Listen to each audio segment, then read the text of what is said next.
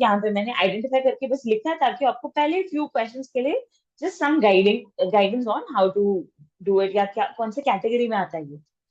तो फर्स्ट है, it is I who am responsible for this fiasco.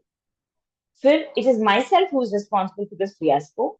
It is I who is responsible for this fiasco. It is I who are responsible for this fiasco. इसमें कौन सा correct sentence है वो कैसे जाने? Okay, this is how we should take a look at it. ठीक है, पहले इसका I will explain it you. The answer is the first one. Okay? It is I who am responsible for this fiasco. क्यों? It is I के बाद pronoun I आता है जो वर्ब फॉर्म में आता है। तो ये वर्ब नाउन का एग्रीमेंट जो है वो आपको इंग्लिश ग्रामर थोड़ा पढ़ने से या थोड़ा प्रैक्टिस करने से या थोड़ा बार बार देखने से आ जाएगा। ओके, फिर यहाँ पे जो माई सेल्फ लिखा है that is a reflexive pronoun. ठीक है, तो ये रिफ्लेक्सिव प्रोनाउन जो है it can not be used as subjects, that is why you can not have the second option. ठीक है, तो मतलब रिफ्लेक्सिव प्रोनाउन मतलब सेल्फ, सेल्व्स वगैरह जो होती है, myself, yourself, herself, himself, itself, ourself, all of that is reflexive pronoun. You can not use that as subject. ठीक है, तो सब्जेक्ट क्या होती है? Basically, I, you, all of that cannot become, uh, cannot be used as I self, myself, etc. मतलब sorry, myself, yourself, etc. ठीक है, फिर it is I who is responsible for this fiasco is wrong because who comes back again to the I. ठीक है, और इसमें am नहीं है। Okay, we need a verb that comes along with it. और who is question मतलब the entire structure of this particular option होता है कि ऐसे लूप में आ जाता है ये वाला सेंटेंस। ठीक है, तो ये ग्रामेटिकली रॉन्ग है। It is I who are responsible, ये एक और स्टेप गलत है क्योंकि इसके बदले आर होता है। आर जनरली प्लूरल के लिए होता है। ठीक है, तो आई में सिंगुलर है तो you will have to write am and not are.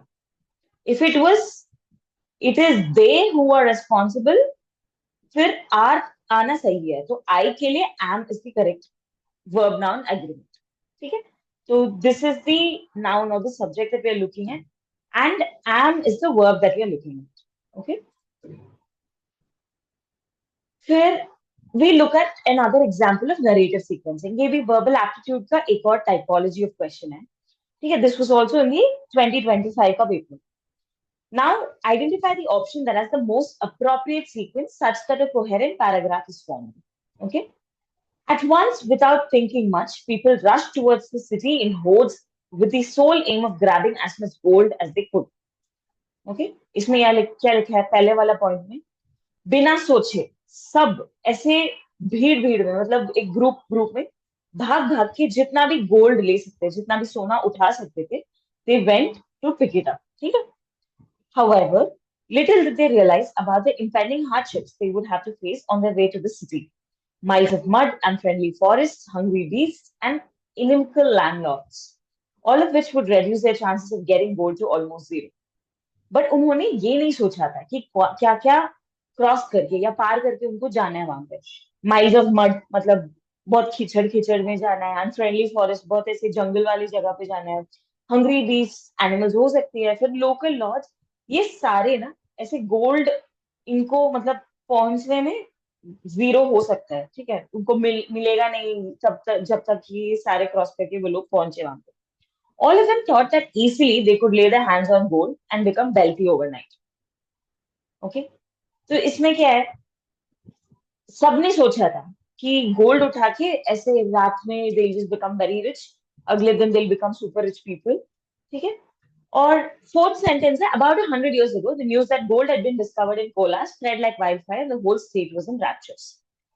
फिर they talk about this sentence saying almost 100 years ago there was a news that gold, Kolar is the name of a place. You must have all heard of KGF, which is a I mean Karnataka based film, right? So that was based in this place called Kolar. So Kolar Goldfields is the KGF का full form. So Kolar में it was the gold was discovered, ये वाला news सारी जगह पे सबको पता चल गया, और फिर ऐसे there was a lot of मतलब chaos, confusion. The entire state was in a very elevated thing कि अरे हमें गोल्ड चाहिए. Now we have these four statements, सब ऐसे अलग अलग इंडिविजुअल स्टेटमेंट्स लगता है, पर इसका क्या ऑर्डर हो सकता है. ठीक है. Now how would you order? So first S introduces the background. ठीक है, इसमें हमें पता चल जाता है, जैसे ही पढ़ते हैं हमें पता चल जाता है कि अच्छा ये तो इंट्रोडक्शन है. हम जब स्टोरी पढ़ते हैं, कहाँ से शुरू होते हैं स्टोरी यूजुअली? होते हैं ना कि अरे 10 दिन बाद, या सॉरी 10 दिन पहले ऐसा हुआ करता था, या 10 साल पहले ऐसा हुआ करता था. ठीक है, तो now this sets the time का कॉन्टेक्स्ट, है ना. तो एस वाला जो स्टेटमेंट है, वो इंट्रोड्यूसेस द बैकग्राउंड कि कोलार में गोल्ड मिल गया. फिर क्या होता है, एवरीवन, जैसे ही न्यूज आया उनको, without thinking they all started moving. तो एस के बाद पी है, ऑटोमेटिकली हमें ऑप्शन पता चल जाता है कि डी है, SPRQ. ठीक है. अगर SP में दो है, आपको ये दोनों का भी ऑर्डर करना होगा. ठीक है. However, little did they realize all of them thought equally. मतलब ये जो है लास्ट में आएगा क्यों, because they hardships that they actually faced.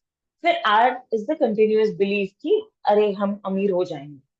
ठीक है, तो SPRQ, इसका लॉजिक से ही आप एक स्टोरी लिख सकते हो. ठीक है. ऐसे वाले क्वेश्चंस में think how will you write a story.